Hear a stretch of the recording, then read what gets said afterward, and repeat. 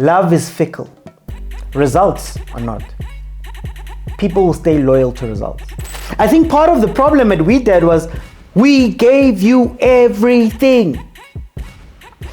Everything you asked for, every player you asked for, everything you requested, we gave to you. So what do we need in return? What are we getting in return? Maybe your football is beautiful. Maybe your football is exciting. Maybe your football is easy on the eye. Maybe your football makes me want to watch. Maybe your football will bring sponsors. Maybe your football will do all of those things. But when the scoreboard says you've lost, if Mokoena wasn't good enough to jump this hump.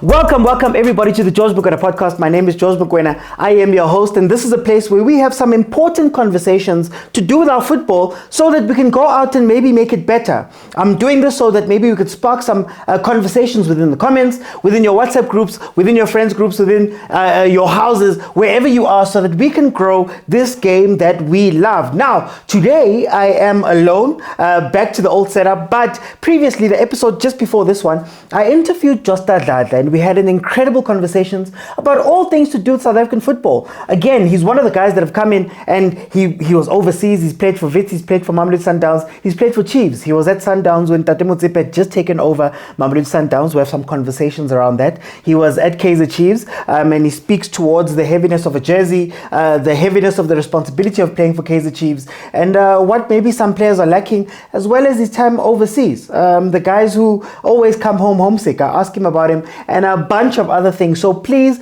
check out that episode. I'm going to put the link somewhere here so that you guys can go and watch it. Incredible interview. Now, please like, share, comment, subscribe, contribute if you can, so that we can make this platform as big as it can be, so that we can have more of these conversations outside. None of these conversations happen on traditional media, and a lot of people are scared to have these. So this becomes a very important place where we can objectively look at things and discuss some of the stuff that happens. Now, let's get into it. Coach RULANI is allegedly out at Wydad. Coach RULANI, after a ton of draws, not being able to secure a Champions League spot, and maybe disappointing a little bit in his performances, has now been moved on from Wydad Casablanca. It's still to be confirmed whether he's going to finish the season or if he's going to be out immediately. But the fairy tale move for Coach RULANI seems to have come to an end. Now, we're going to start off with a little bit about what Coach RULANI is in this, but then I want to go to a larger point about modern day coaching. Coach RULANI, of course, it was announced after he had been let go of Sundowns a couple of weeks later that he would be joining Wydad Casablanca. And if you remember correctly, at the time, I questioned the move a little bit because I felt as though Coach RULANI was, one, moving way too quickly, but then number two, he was moving into a place where he thought he would have love. Love is a very fickle emotion. Love is a very fickle thing. And my criticism of Coach RULANI's move to Wydad was that I don't think he was learning the lessons that he needed to learn in order for him to thrive going forward in his coaching career. If you look at the backstory of RULANI, he's a coach that has been with Mamelodi Sundowns outside of that stint at Chippa, a stint at Pirates. He's been in Mamelodi Sundowns the whole time. And what that afforded him as a coach was, one, it afforded him shelter. Coach Pitso allowed Coach RULANI to cook, to grow under the shelter of having a Coach Pitso who will take the knives and the arrows and the attacks on your behalf while you grow. He got to be under one of the best coaches in African history, in Coach Pitso, somebody who revolutionized Sundowns, somebody who shaped our South African game immensely in the time that he was at Mamelodi Sundowns. He got to learn so much. He got to learn about man management. He got to learn about some of the things, and hopefully he got to learn about some of the mistakes that maybe Coach Pitso had made. Moving on from that, he is part of the family at Mamelodi Sundowns at that point. He's protected. You can call the chairman. You can call the shots. You know that your job is secure. You know that, nobody's going to move you. You know that if you want a player out, the player goes. You know that if you want a coach out, the coach goes. You know that you are sheltered, which is something that a lot of coaches do not get the luxury of experiencing. So now, when it comes to an end, you have questions you have to ask yourself. You have questions about whether, I need so many resources and so much control. How many teams in the world will be able to give me that? How many teams in the world will let me buy all of the players I want to buy? Experiment how I want to experiment. Change technical teams and things the way I want to change them. You have to look at yourself and say, how many of my weaknesses had been covered by the fact that I was at Mamelodi Sundowns, well-oiled machine that I helped build, to be fair, but a well-oiled machine. A machine that has department after department, and all of them are catered towards you because you are the chosen one that was told by Coach Pitso is the next one that was accepted and ratified by Mamelodi Sundowns. And I felt at the time that the biggest lesson that Coach Rulani would have to learn would be, what happens when I leave this place and I have to go coach at a place where I'm not a favorite, where the results are not guaranteed, where I'm not following a successful period, where I'm not coming in after, this team maybe parted ways. Kalak, man, it wasn't anything big. They weren't doing badly, just that maybe the coach missed home or something like that. He'd have to learn those lessons. My criticism came from, number one, the North is unforgiving. Wydad Casablanca is a team that has won some Champions Leagues. It's a team that of recent memory had been one of the top teams. It's a team at the time when Coach Rulani was joining had just changed, I believe, the MD, had just changed the leadership because they deemed the leadership before to not be strong enough. So already you're going into a place where, there's a high level of pressure. There's a high level of results. You have to bring a high level of results.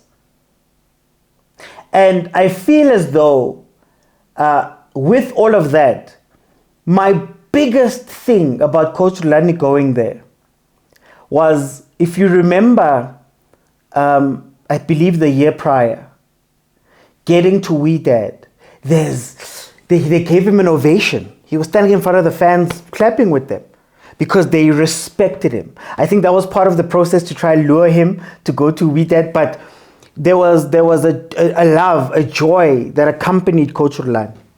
There was a love and a joy that these guys felt as though, okay, he's the next guy to take us to the next place. The new leadership felt like this is the guy. They courted him. I remember him going on to podcasts, Moroccan podcasts. You could tell that there's a huge love. When he arrives, they sign the players. If I'm not mistaken, 23 players were signed, including your Loches, including your Cassius Mailulas. There was a technical team that was changed. He was allowed to bring in as many people that he can. And it wasn't that, could he do this?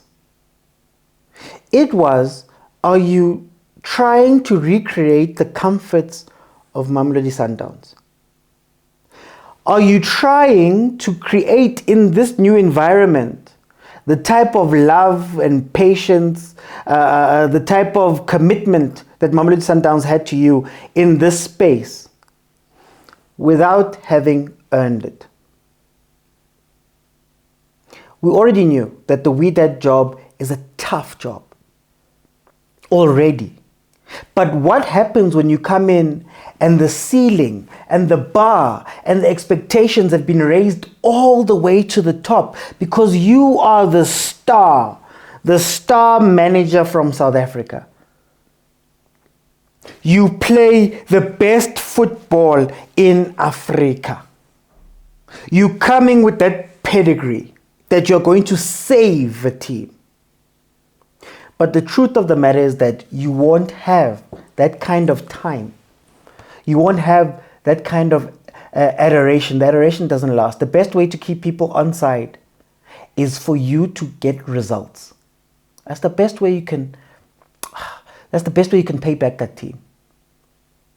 That's the best way you can make it that that team sticks behind you. Love is fickle. Results are not. People will stay loyal to results. If you look at Coach Pitso arrived at Ahly in a situation where he was finishing off the season, obviously finishing off the work that was done before him, won that one, but he had to go and win the Champions League again the following year. His Champions League. Results. He didn't leave because he was kicked out. He left because he left. He was tired of whatever was happening, the alleged things that were happening. But he left on his own terms. Now, Coach Rulani, my other fear was, can you continue failing upwards? Can you continue, you go from Mamelodi Sundowns, it ends how it ends. They frame it as being a negative thing. They frame it as being a failure of a season. Even though he was almost invincible, lost in the league on the final day, he won the AFL. But in any case, you go to Wydad, you failed up. You're going to Wydad, you're going to the north, you're going to Morocco, you're going to one of the big centers for African football. The most successful national team of recent memory comes from there. You're going to one of the championship teams that just so happen to also be going to a Club World Cup. You failed upwards. Can he fail into Europe? Can he fail into French second division? Can he fail into Belgium? Can he fail into Holland?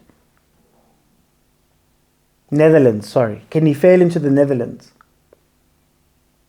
What happens when you fall? Where do you fall to? Already people are speaking about him coming back to South Africa. Him going to go coach Orlando Pirates, which I think would be the worst thing he would do for his career, because again, you are seeking familiarity. You are seeking comfort. You are not seeking to grow. I criticize that decision because he's going to have to learn to get to a club and not have everybody pulling for you. Not having Tate Motsepe behind you, a Topi Motsepe behind you, a Mamelodi Sundowns behind you. Not have I'm forgetting the name of the technical director that we did. Not having him backing you. Not having the backing of your technical team. Or coming to South Africa and having the backing of your family name and the backing of Jomo Sono and the backing of your grandfather. He's going to have to go and learn that, guys, you coach. Everything you can speak about, you can have the nicest press conferences with the nicest words. Results are what is needed. A couple of coaches are in that boat. Naturally, Nabi being one of them. But a couple of coaches are in that boat. And this brings me to the larger conversation I want to have today on this topic, in that I feel as though modern day coaching is at its worst. Because coaches are coaching as if they're playing a video game. When I arrive at a club, I must get everything given to me. I must control everything. I must do all of that, even if I have no experience at that level. Even if I've had little experience in guiding what happened there. Amorim leaves Sporting after a great year and goes to Manchester United. And tries to dictate terms. Arteta leaves Man City and goes to Arsenal and tries to dictate terms. Rulani leaves Mamelodi Sundowns and takes for granted the structures and tries to dictate what must happen. Now, I understand the argument that people are saying. As a manager, you need to have carte blanche. But what have you earned? What have you done to get that carte blanche? Have you paid your school fees, as people say? Because one might argue that if you had taken a lesser road, a longer road, a harder road to get there, maybe you learn the tips and the tricks and the this and the that can help you over here. When things are not working out properly, maybe you learn the little bit of the tricks to say, okay, hey, I need to go win this game. It's not working out. Can I apply something else? Coach Pitso, I will always say, was a unicorn. Because Coach Pitso was at that time, that's how I view Coach Pitso. He comes from a place where you struggle, you fight, you haggle. You're not going to get the players that you need. You're not going to get the things that you need. You're going to have to fight and learn things. You know, when you listen to Gavin Hunt, you can hear a coach that understands that 1 + 1 is not equaling 2. Oh, here's one. 2 × 2 is 4 is not working at this club, at this big place. But what if I go 1 + 1 + 1 + 1 and I make 4 anyway? Got a shortcut. You get that from those coaches. Then Coach Pitso goes, for me, I think the turning point is when he goes to Bafana. And that's where for me, personally, I'd have to speak to him about this, but personally, he learns how to be a manager. You don't have them every day. So you have to manage these players. You're not coaching. And when he arrives at Sundowns, he's still got a little bit of that hustle in him. Takes them from, I think it was number 14 to number 9. Takes them from a place where they're struggling to a number 9, wins the league the following year using the new skills, or still having access. That is what you mean when you say you are paying school fees. Coach Rulani's school fees should have been, let me go to a club quietly. Let me go to a club where I am not liked. I am questioned. I am, nobody's flying me through with helicopters and running into parking lots to come and hug me and doing all of that stuff. Let me go to a place where I'm questioned. Now Cardoso, questioned almost every single day. Now Ribeiro, Jose Ribeiro, questioned almost every single day. Remember, he was a blama when he arrived. But what that does is that teaches you the mentality of, one, how do you deal with adversity? You can't be shouting at reporters and losing grip and saying things and speaking however, because you have to be cognizant of the fact that people might not want you here. That's number one.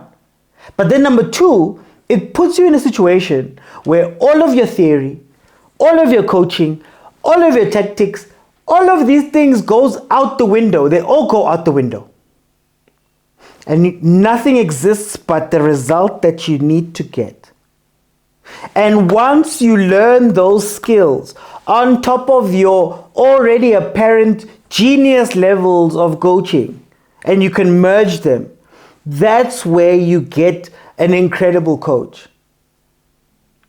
But very few teams will be willing to bend to your whims. Very few teams will be willing to sign all the players, bring in all the guys, do this for you, do that for you.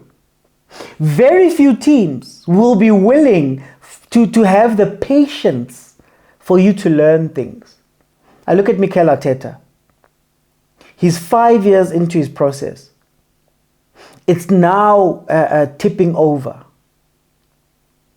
One could argue that those first 2-3 years, finishing 8th, dealing with Booba, dealing with stars, dealing with the club, figuring out the PR, figuring out how to manage these guys, how to manage expectations, how to do this, how to make signings, figuring out all those things cost him 3 years because he had never done it at that level. How many teams are going to be that patient? Not up north. So to the new coaches, you have to coach.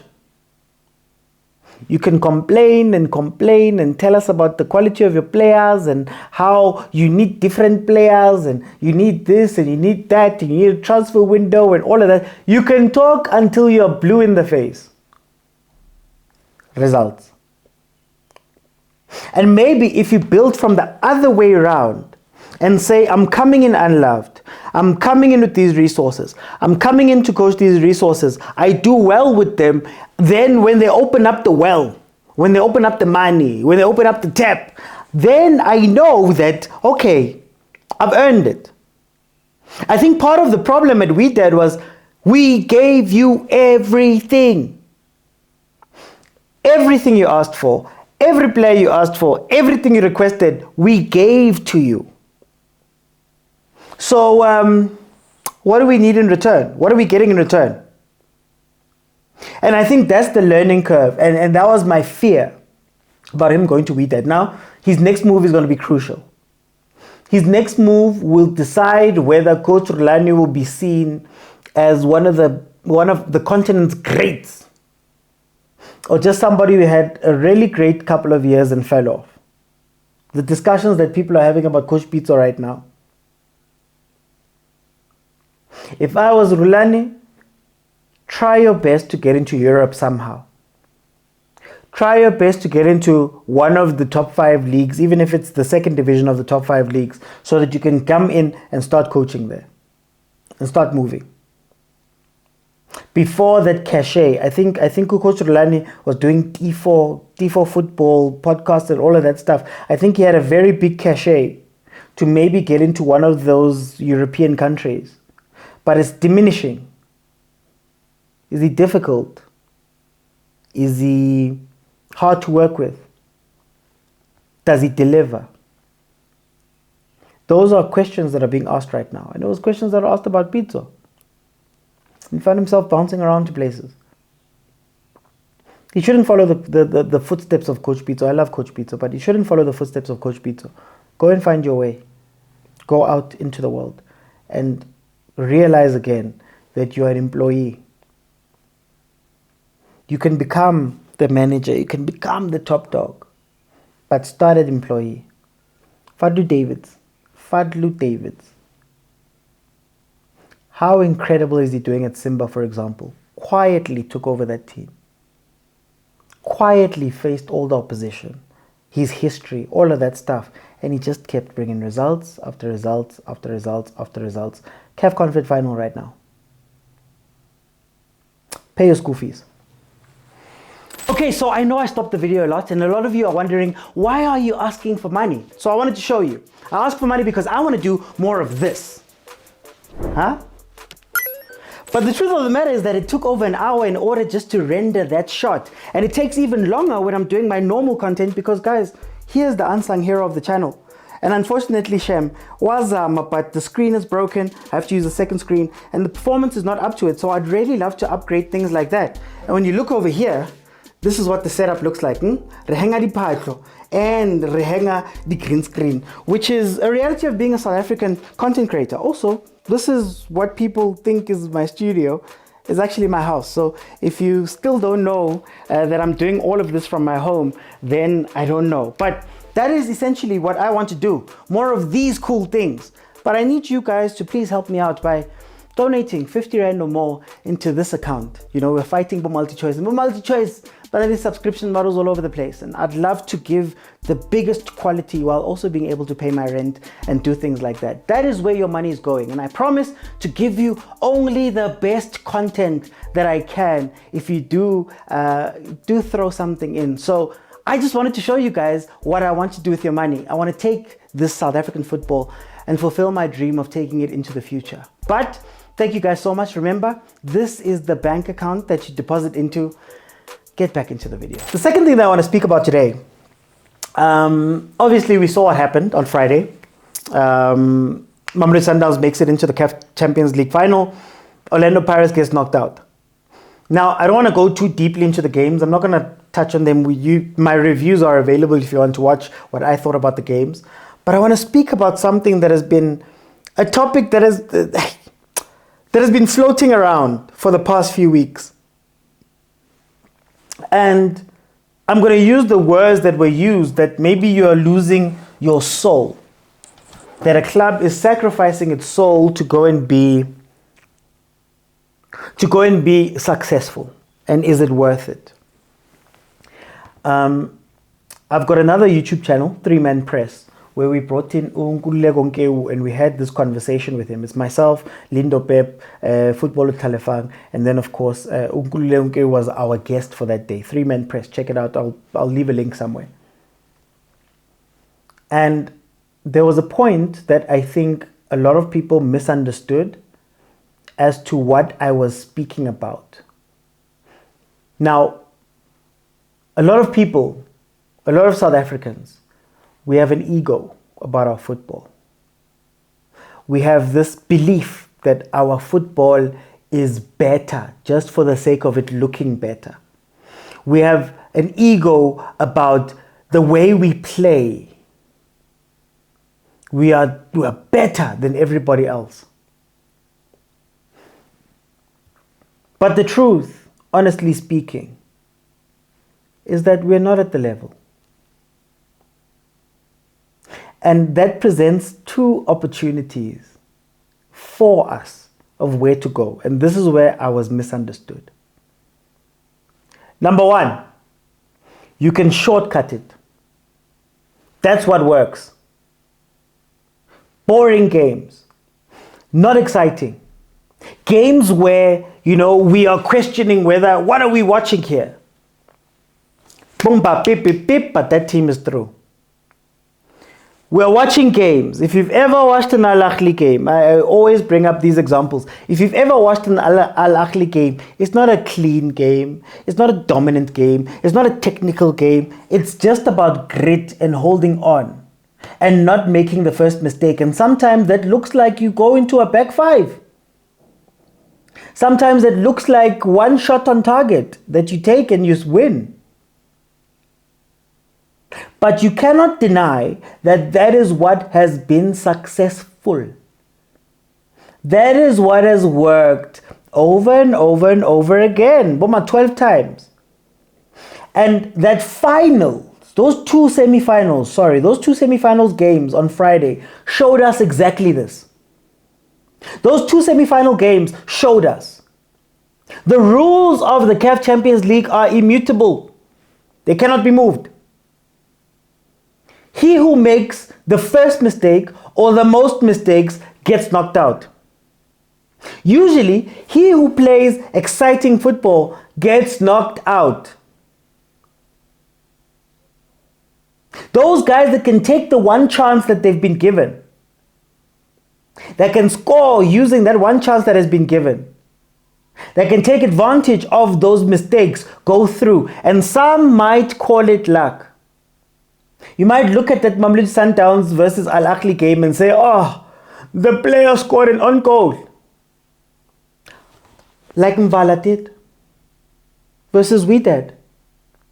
Oh, like the tons of other knockout games where just staying in the game long enough and not panicking and not shaking and not allowing your ego to come in. Those games that have been won the exact same way. Is that now luck or is it the pattern?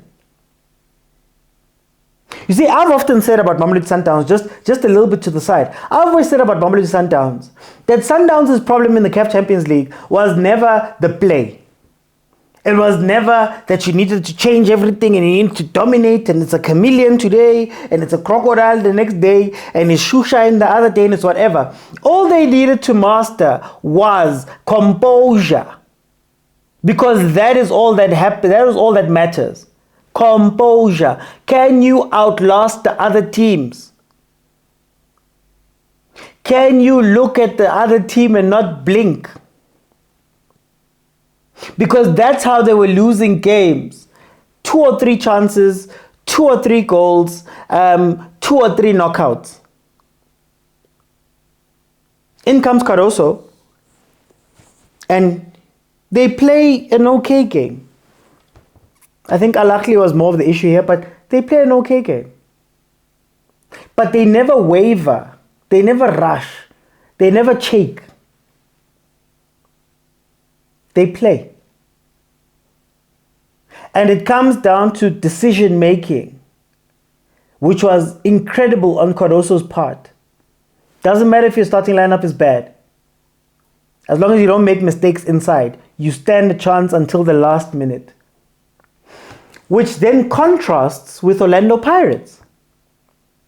Orlando Pirates is a team that I call the biggest big game team in the country. I say of Pirates that if there's a final, if there's a cup game, I trust them. I trust them to go and win because Coach Jose had shown that he respects these games. Think about the last exciting final that you watched Orlando Pirates play.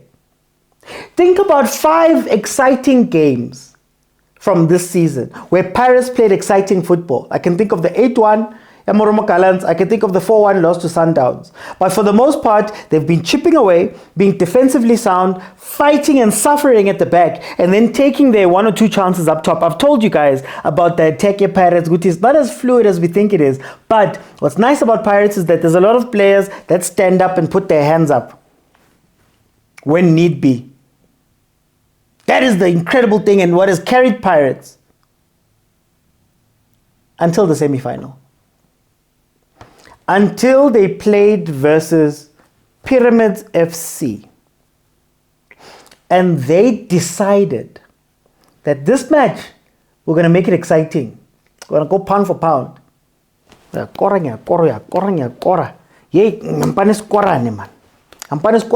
and forth. Who can score more? Who can score more? It turns out they couldn't score more. Now, what did I say earlier? It's either you don't make the first mistake, which Pyramids was guilty of, conceding. But more importantly, you make the least mistakes, which Pyramids did towards the end. And Pirates got punished for, because they refused to just make the game boring. Slow down the game. I want to 1-0. Masuba below 1-0 for 30 minutes, 40 minutes. Let's not open up. They even got a second bite of the cherry. It's 1-1, then Kota scores, it's 2-1. Okay, it's time to make the game boring. You've got a 2-goal lead. You've got 2 away goals. But the ego of South African teams. I mentioned one of the games where Pirates went back and forth, where they came out and they thought, yeah, we're going to dominate, we're going to play, we're going to do whatever. That was the 4-1 versus Mamelodi Sundowns. They came back and they were relaxed. This was a chance for them to relax. And maybe they exposed that maybe it's not the style of play that is the issue. Maybe it's your control, your calm, your ability to stay calm under pressure, to stay calm under pressure, your ability to still think and make the right choices, which is something that Coach Rivero had shown us for much of the season. But when it mattered most, go patala school fees. And maybe it's a reminder that maybe your football is not at the level where it's meant to be. Maybe your football is beautiful. Maybe your football is exciting. Maybe your football is easy on the eye. Maybe your football makes me want to watch. Maybe your football will bring sponsors. Maybe your football will do all of those things. But when the scoreboard says you've lost, when the scoreboard said nidlilwe, Ipola wasn't good enough to jump this hump. And think about it. We've got 2 stars in 30 years. 95 and 2015, 16. Maybe we're going to get one in 2025. Who knows? Maybe that's the pattern. That means that our football has been tested and tested and tested over a period of 3 decades. And we've come out wanting every single time outside of 2 times. Maybe that's the signal to say, hey, you're not here. You're not better. You're not best. And what was missing from the conversation that I had, my bar is not the result, not completely the result. My bar is, can your football stand up against other footballs from across the continent, across the world, and prove that it's number 1? When Spain and tiki-taka were leading, and everybody wanted to play tiki-taka, is because they were winning.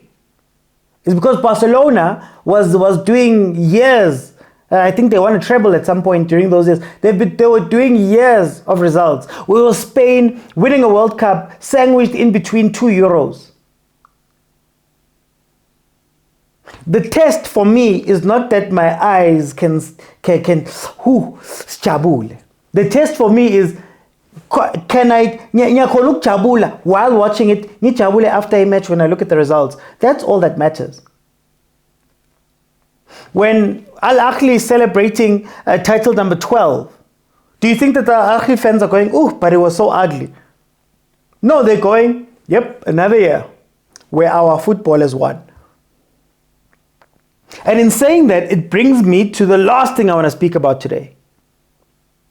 Also on those games, the other side of the coin that I gave you right now.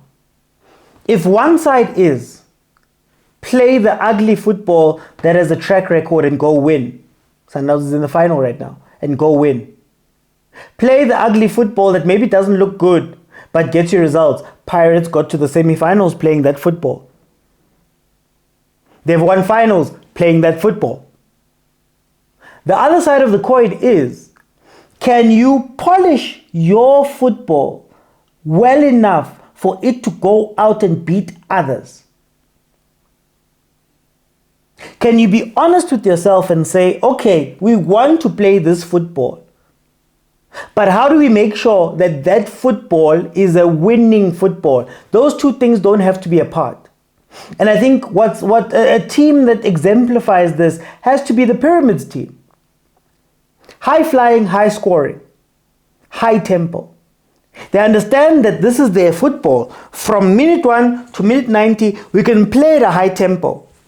About 15 are going to come through and they're going to be clinical. It's going to be exciting. We've all said now that this Pyramids team plays different to your Wydad's, your Al Ahly's, the normal way that the North plays. They're exciting. But they've sharpened their weapon, whether through signings, whether through tactics. They've sharpened their weapon to the point where I can look at Pirates, arguably on their day, one of the most exciting teams in South Africa, and we can beat them. I've sharpened it to the point where Nati we are new. But if you want to go pound for pound with us, shame. Because in that second half, what stood out for me was that it wasn't a back and forth anymore. It was a half-ground situation where Pirates kept clearing the ball.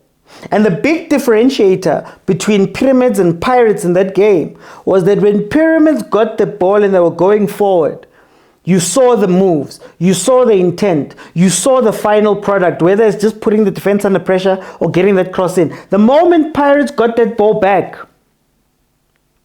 and they're now meant to go the other way, tum-tum, tum-tum-tum, tum-tum-tum, all over the place. And again, goes back to the point I'm making.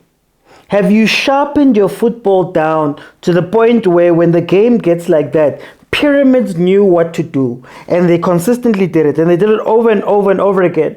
Pirates, guys, I've said this how many times. Pirates doesn't have moves, doesn't have tactics. It's down to your front players being exciting. They've gotten by so much this season with somebody coming in and saving the day. One of the players coming in and scoring the goals. They've survived so long with that. That now when you need to have a structure, okay, we're going to have a two-man counter. Tito stand here, Mabasa stand here. When we win the ball back, we're going to play the ball here. We're going to give it to this one. He's going to go through. Bang, we've got our goal. None of that. So the point that I was making, that I think people misunderstand saying that I am for anti-football. The point I was making was, anti-football is getting results. Whether you call it anti-football, whether you love it or hate it, the scoreboard doesn't care. The trophy cabinets do not care. So it's either you anti-football or you take your pro-football, your good football, and you stop making excuses for it. You stop letting it off the hook. You stop allowing it to lose all these games, and then we come back and we say, this is how we play. You sit down, you study that thing, you fix that thing, you make it consistent, you fill in the gaps.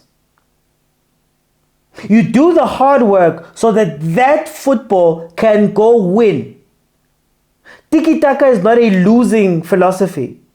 It's not a beautiful for the sake of being beautiful philosophy.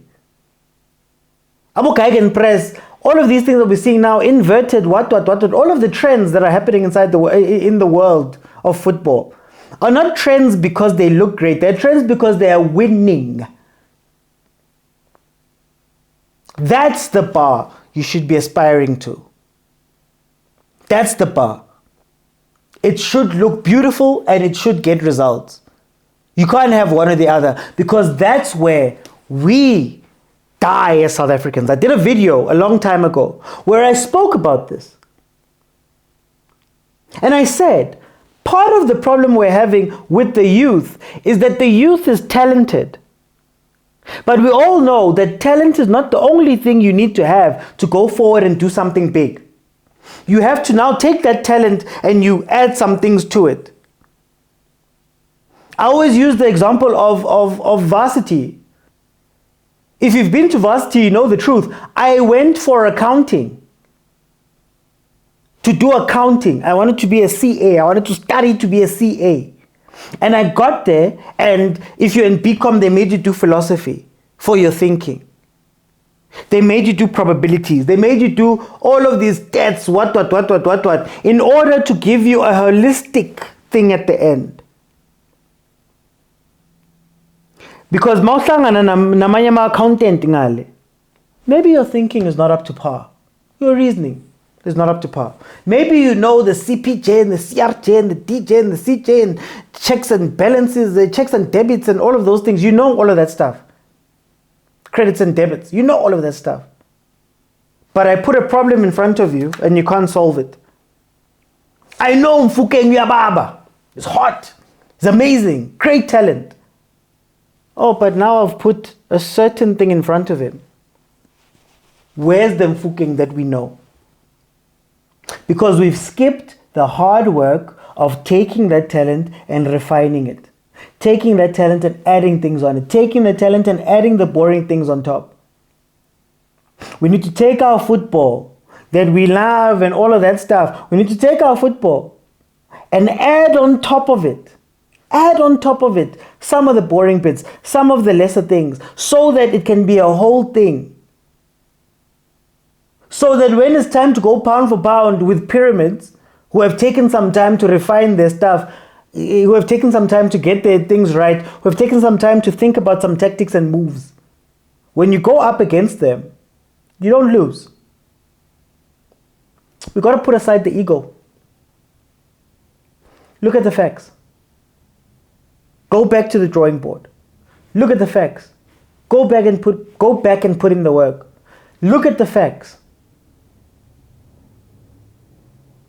The facts are we've got 2 Champions Leagues. We've got 1 AFCON with our football. The facts are where we have been great in winning. I'm going to talk about the 2015 Star. It wasn't fluid, shushan and piano. It was war. It was war. Sundowns has now made it. It was war. It was boring. It was uneventful. It was a 1 goal, a draw that came from an on goal that takes them through. After all of those years of dominating and playing amazing, great football, baprigile. Unini bapriga khona lapha. Kineng ba sa tsebe hore ba fihle kae finaling, ba itsebe final man. When Chiefs got to the final, was that great football? No. So again, it's either you do that ugly, that boring, that not pleasing, the what, or we go the other way. And you put in the work, and you put in the time, and you put in the focus, and you make that football a winning football. Not just by words, not just by nice things that you say, not by souls, not by shushan and pianos, not by all of that, but by putting in the work to make sure that is winning football. That is what is needed. Thank you guys so much for joining me. Please watch the other episodes. And remember, Josta Dladla interview is up right now. Please go check it out. It's an incredible conversation I had with Uprache. So please support. Like, share, comment, subscribe, contribute if you can. I'll see you guys on the next one.